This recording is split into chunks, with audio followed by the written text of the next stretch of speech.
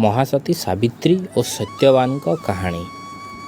ज्येष्ठ मासर अमावास्या सावित्री अमावास्या भाव में प्रसिद्ध। सधवा नारी माने एही दिन सावित्री व्रत करती। 14 वर्ष व्रत पालन करिबा परे एहाकू उद्यापन करिबा विधि रहिछि। किंतु स्वामींकर दीर्घ जीवन कामना करी आजीवन सेमाने एही व्रत करिथांती। सावित्री हेउचंती मद्र देशर राजा अश्वपतिंकर एकमात्र कन्या। अश्वपति देवी सावित्री को आराधना करी तांको प्रसादरू एही कन्या को पाइथिले। सेथिपाई तांकर नाम रखिथिले सावित्री। सावित्री यौवन रे पदार्पण करिबा परे अश्वपति तांको पाई उपयुक्त पात्रर संधान कले, किंतु योग्य पात्रटिए पाइले नहीं। तेणु निजे सावित्री पितांकर अनुमति नहीं पति अन्वेषण रे बाहरिले। तांको सहित पात्र मंत्री माने भी थिले।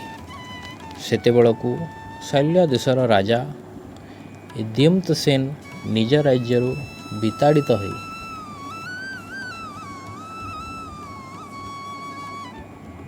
निजर स्त्री एवं पुओ सत्यवान सह एक तपोवन रे रहुथिले।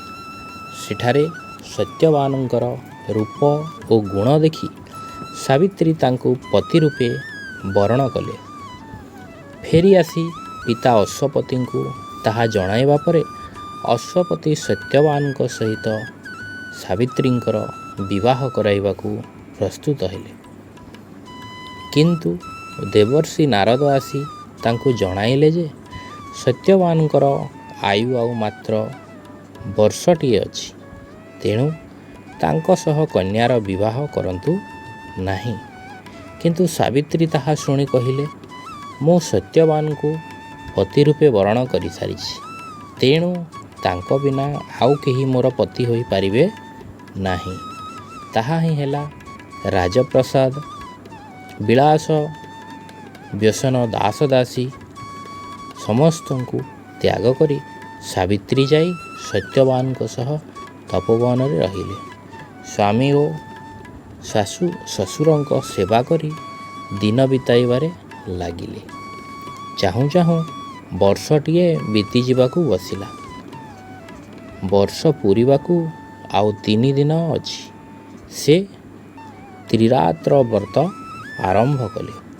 किंतु जेउ दिन वर्ष पूरिला से दिन सत्यवान और सावित्री बनरू फलमूल और समिध संग्रह करने को जाइथिले। हेले हठात सत्यवान को मुंडरे असह्य जंत्रणा हैला। यह देखि सावित्री बुझीगले तांको स्वामींकर मृत्यु समय आसीगला। सावित्री कोଳରେ मुंड रखी सत्यवान अचेत होइगले। सत्यवान शरीररू प्राण नेबाकू जमदूत माने आसिले, किंतु सावित्रींकर तेज जोगु सेथिरे सफल हेले नाही।